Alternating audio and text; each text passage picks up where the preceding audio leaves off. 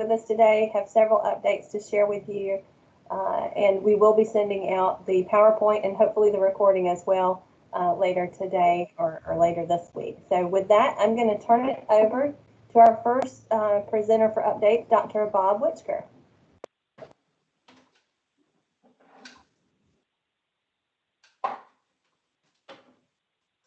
Bob, I think you may be muted.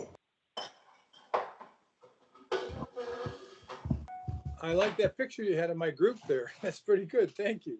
We just have two quick things to update them on today. One is updating on monitoring. Is that on the next? Oh, you want me to take control? No. Right. We're going to be doing site monitoring. Last year, we did not do that because of COVID. This year, we'll probably be doing it virtually. As you know, when you have a federal grant, you have to do some equipment monitoring. You have to do some staff monitoring. And then we will be doing a site monitoring for 4 or 5 colleges. We'll be letting you know as we go on. Stay tuned to our Perkins updates for more information on those. And then the second thing is our annual meeting. Every year we've had an annual meeting, typically in conjunction with Skills USA. This is a chance when we'll give you your dollar amounts for the 21-22 program year, any new changes that we have for the new programmatic program. Most of you have your comprehensive local needs assessment done, so it'll just be a matter of writing a plan and doing a budget. But we'll be giving you that update. It will probably be a 2.5-hour meeting, but we blocked off 3 hours in case we need it. There'll be a chance for questions like we typically do in a drive-in meeting, but it will be done virtually. It'll be a chance for you to write the plan so that we can have your money ready for you the 1st of July, 2021. Thank you. Thank you, Dr. Whitaker. And if you all have any questions about Perkins, please be sure you connect with Dr. Whitaker for those. I'm going to go online. Okay, sounds good. Our next person sharing updates is Mr. Nate Humphrey. Nate, are you on the line with us? Hey there, Lisa. Can you hear me? Yes, sir. Thank you so much. Great. So I have just a few updates for you guys related to some of our EMS and EMT programs. Just going to pull up a couple things here. We can go ahead. I think there's another slide. Fantastic. So just wanted to start by making sure that folks were aware of some things that are going on with the North Carolina Office of EMS. And specifically, that office has entered into the rulemaking process and has posted a rules package out for comment. And the system office did provide some initial feedback on that related to making sure that colleges would have time for implementation related to that. These focus really on educational institution program management and instructor credentials, as well as the coordinators of the educational program, and really speaks to what the minimum educational requirements would be for those. So there's a link provided for you here to make sure that you can access where those rules have been posted. I don't want to get kicked. All right. And so a couple of things that were often a part of the conversation, but that were not actually included in the rulemaking process are listed for you here. So there had been a lot of conversation around percentage of course requirements as far as the didactic components versus the amounts being delivered traditional and seated. That was not included, right, for the initial credentialing courses. Also not included in these rule changes, the paramedic credentials requiring an associate's degree to be at that level. That was not included. And so we just wanted to come back to this group and follow up to let you know that the focus of the rule changes are around the credentials of faculty and the credentials of your coordinators that run your EMS programs, and finally the national accreditation standards that you saw on that previous slide. So what's not included again are that associate's degrees would be required for paramedics. That did not get included, and also the percentage of didactic course content was not modified. And so just want to put that out there. If you have questions related to those, or if you would like to see the feedback that the system office provided on the initial draft rules, we'll be happy to share that with you as well. I think we have maybe one more slide on this topic. There we go. So while these sessions have already occurred during the system conference, we did want to make you aware of 3 sessions related to EMS that were topics that were provided, also in partnership with our friends over at OEMS. These are out and available on the recorded section of the system conference website, and that content is certainly still out there and available if you would like to go back and review that. If you have any questions related to those, Tanya Clark on the team is an amazing resource, and I would encourage you to reach out with any follow-up questions that you have there. I think I have one final slide for you, and that's just to make you aware of the partners that we have over at the Office of OEMS. You know, certainly COVID has definitely made us go back and look at all of our face-to-face instruction, and certainly EMS education is a part of that. And it's really created lots of scheduling challenges. So just want to remind you that they are there, that they're available, that they stand ready to assist any college with any kind of questions and those kinds of things as well. So their contact information is provided for you here. Just a quick reminder that any time that you do make a change to your schedule for your EMT programs, your EMS programs, that they do need to be in the loop on that. And they're happy to stand ready to help you out with any kind of questions that you may have on the ground as well. So between our team and their team, I think we can probably answer any question you can come up with. And that's it for us on the EMS front. Thank you, Nate. Are there any questions for Nate concerning the updates that he just shared with our EMS EMT programs?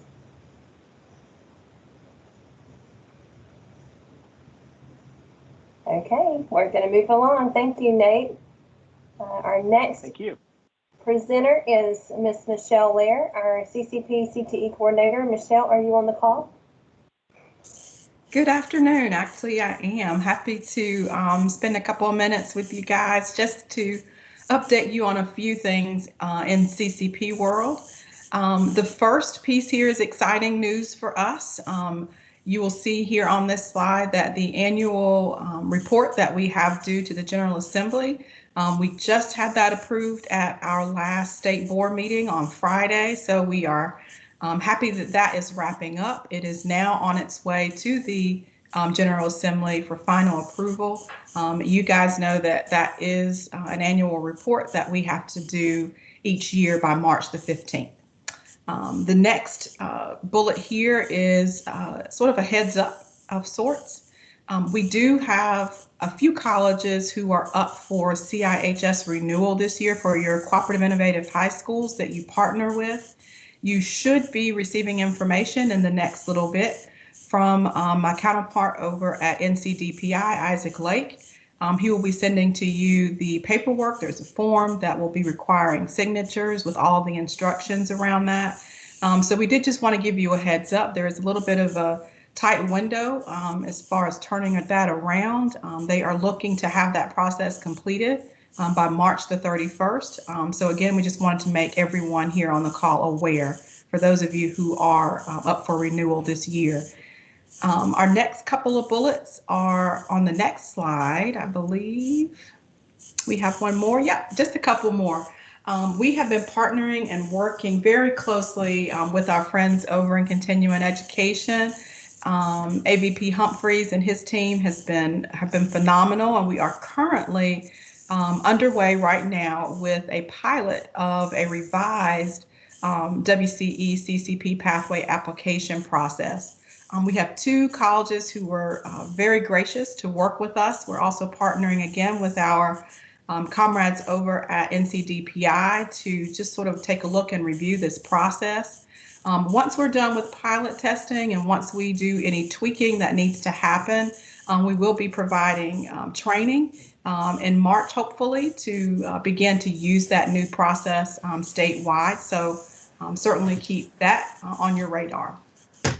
The next one is also, I guess, a bit of an update in terms of the CCP CFNC application. We are now moving to our next group of folks who are doing beta testing to utilize that, again, to help with, first of all, streamlining the intake process for these students, because as you know, most of them were hand keyed, but also hopefully being impactful in terms of enrollment numbers. especially for this particular demographic and population. And then last but not least, just another, I guess, update in terms of the work going forward with our Perkins team and partnering with them around our 9 to 14 pathways. So we just actually held a planning session this past week, got some good information from the surveys, sort of digested it all, and now we're at the stage where we're moving to work with our partners at NCDPI, with CORD, who brings to you NCNet, and others to move that work to the next stage. So again, just wanted to keep you in the loop with all these things, and certainly happy to answer any questions should anyone have them. Just please feel free to reach out. Thanks so much.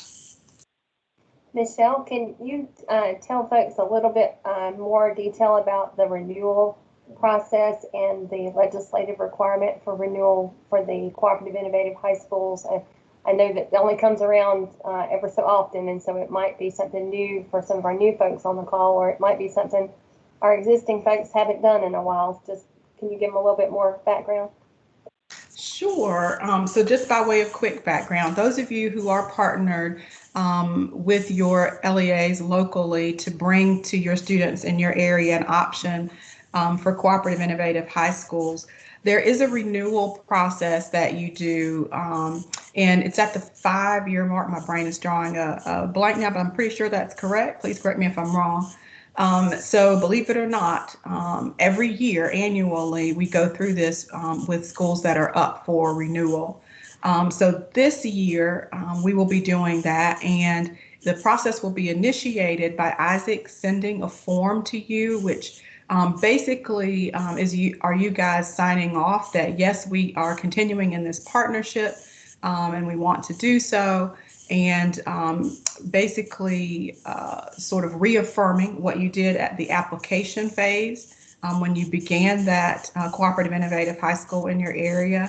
So it's a very simple one-pager, but it does require the signature of the principal of the CIHS, and also the signature of your president and your local board there at your institution.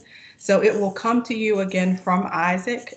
He will be putting everyone, the principal and you guys as CAOs, on that email, with the hopes that you will in turn get that required form to your president for that signature. And again, that turnaround date for that will be March the 31st is the goal.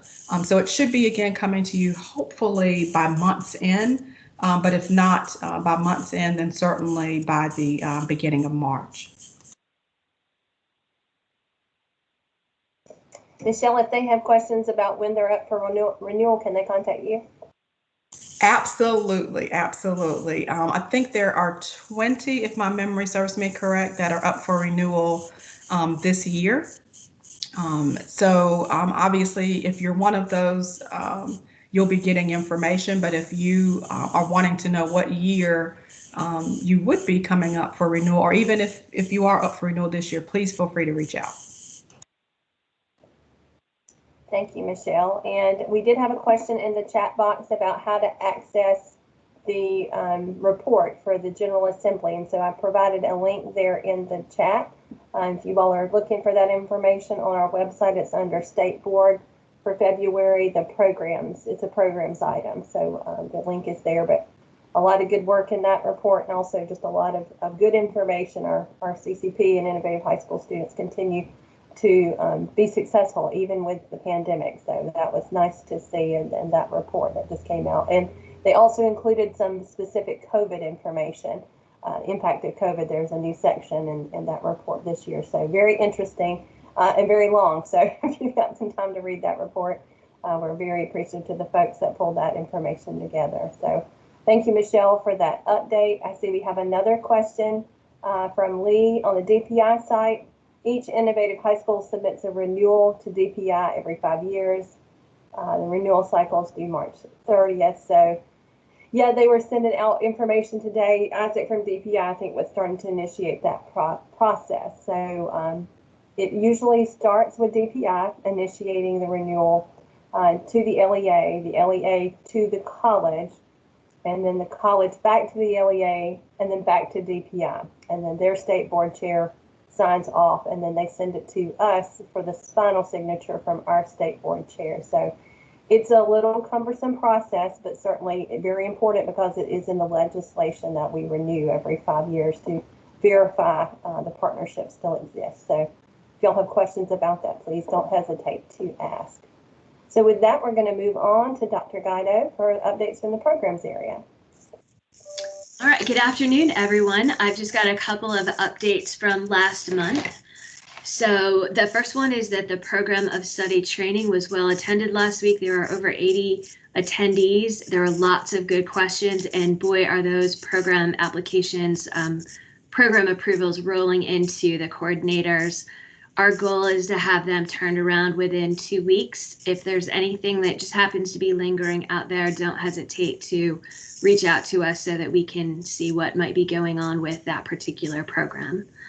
Last month, we also talked about having a new email address, programs@nccommunitycolleges.edu, for new programs, terminations, things of that nature. And again, we started, this group started using that very afternoon, and that has been working really well to receive those program applications electronically. It's made for a much smoother process for us and hopefully for you as well. This month we have another change to report, and that is that the approval letters for terminations, new programs, fast track items, special programs, etc., will go out the Monday following the board meeting. So previously we processed those letters just as soon as they were ready, usually within 2 weeks again, and now we'll be holding them until after the week after the state board meeting. So again, if you've got any questions about where your particular program is in the timeline, don't hesitate to reach out to us in the programs area, either through that program's email or to the specific coordinator that you're working with. And lastly, thank you for all of the colleges that provided your crosswalks for the AP and the IB programs. We had a 67% response rate, which was phenomenal. 39 colleges responded. Got some really good information, and I'm working on compiling that right now, and then we'll share those crosswalks back out with all of you. If you have any questions about anything, please don't hesitate to reach out to me during the month. Thank you. Thank you, Dana. And also want to give a little context to the change in the approval letter workflow. President Stiff has heard some feedback from our system presidents that as you all know, you get a lot of communication from the system office, and what they've asked us to do is to try to consolidate when certain things go out so that it's a little bit more expected and not kind of this bombardment of communication across time. So from the programs area, one thing that we acknowledge that could be done is that we would send those approval letters out so you would know when to expect them. Now, vote letters and things of that nature will still be released as needed. We usually allow 3 weeks, if possible, for votes to come in for curriculum standard revisions or for course revisions, but approval letters for program applications or terminations, that will be our new workflow. And it may take us a cycle or two for board to get us all in that routine, but we are certainly open to your feedback, and if you have any questions or concerns, as Dina mentioned, please reach out to us, let us know. We want to keep Dr. Gold informed about how this process is working and the workflow itself, to make sure that you all feel informed, and also that we're not filling up your inbox with communications every day. So I think we've got a question here from June. Thank you, June. If submitting a new program application, should you do that electronically via the new email address? That is a great question. And yes, please use the new email address to submit any program applications or terminations to our office. We are still teleworking, so we do have a staff member coming in about once a week to check our mail, but the coordinators and myself are not there in the office on a regular basis. So we've been using email addresses or scanning copies of applications. So this new email address should allow us to be more responsive and also have a better tracking mechanism for what's coming in. So the date that you send that application in via email is the equivalent to what we used to do with a hard copy stamp. We would stamp the application when our assistant received it in our office. So sometimes it would take a day or two for the application to get routed through our mailroom to our floor in the system office. So this should be also a quicker way to get information to us. But Dina and I are copied on that email address, so when you submit something, we receive that notification. Ms. Gale does as well as Dr. Gold and her assistant Alex. So it's really a much better way for us all to be informed about what's coming in electronically. And we will print the copies of the application, so that should also remove a burden for you all to put something in the mail to us with 2 hard copies. We'll be doing that on our end now, so we will have what we need for the hard copy files. Signatures, scanned, that kind of thing are very appropriate, considering you'll be sending all those things to us digitally. Any other questions about the updates that Dina shared?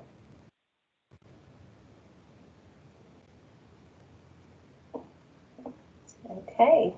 Well, thank you all for your patience with us as we're changing a few things within our office. Virtual System Conference. Is Dr. LaHood on the call?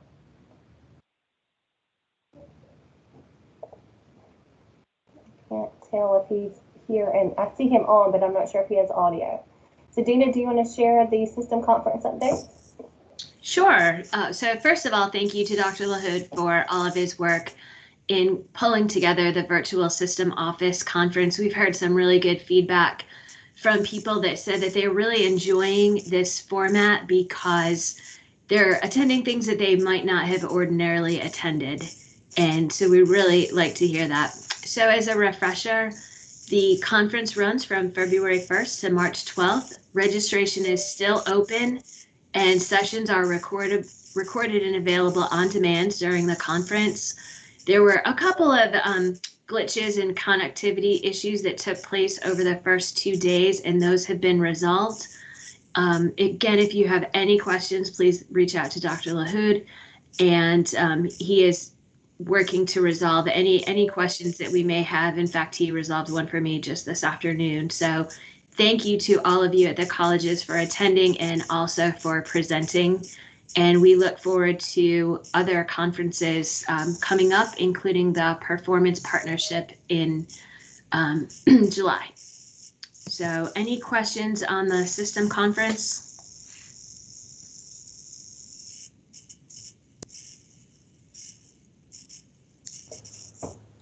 Okay.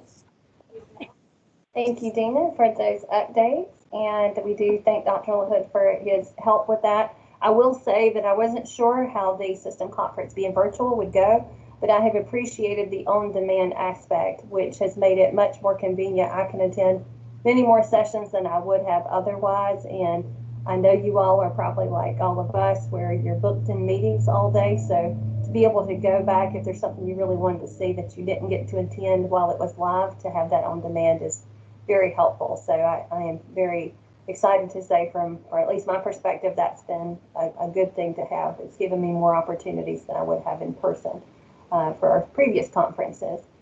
Okay, so let's stop here just to pause. Are there questions or updates that maybe we haven't shared, or topics that you are curious about before we get into some last reminders about upcoming meetings and opportunities?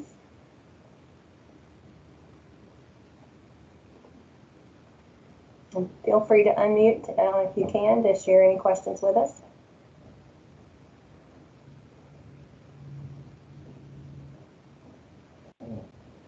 Okay, well, I'm going to keep moving along because I know your time is precious and there's lots to do. So just wanted to share a few more updates with you. We've been attaching reminders to our monthly calls just for information, things that are coming up for you. So we've updated here. You've got some upcoming Perkins monthly webinars that are opportunities for you to attend, and I encourage you to register for those. And you will get the recording even if you don't get to attend, if you're interested in what's being shared with the Perkins monthly updates. We also have career pathway webinars, and those are very interesting. Often have employers, faculty, and students or graduates from programs on those calls. And again, appreciate Bob and his team putting those together. Those are the third Wednesday of each month, and we've got one coming up very soon. Also, some reminders here for CCP. We've got some regular joint meetings for CCP with DPI, and then we've got Innovative High School update meetings. Actually, both of those for March are occurring this week. Again, I would encourage you to attend and invite your LEA partners to attend with you. Those are very specific to the needs of the program, and Michelle is our contact. So if you need the invitation to those webinars, please reach out to Michelle. She will be glad to connect you with that registration information. And then last reminders, just if you have any questions about upcoming deadlines, such as program of study submissions, or if you are expecting to have a program application to us for fall 21, please go ahead and reach out to us. Let us know if we need to be on the lookout for a program application. The closer we get to the summer, the more nervous I get, because I know that the turnaround time is critical for you all to get the programs in place for your fall term, if that's of interest. So as many of the call presenters have shared with you today, please don't hesitate to reach out to us. And if you need any assistance, please do let us know. So I'm looking at the time, and I am impressed that it is 2:27, and this is the end of our updates. I'm happy to stay on the call and answer any questions that you all may have. But otherwise, we'll give you back some time in your day. And I really appreciate each of you. And we'll look forward to seeing you again next month for our next update call. Thanks so much. Have a great afternoon, folks.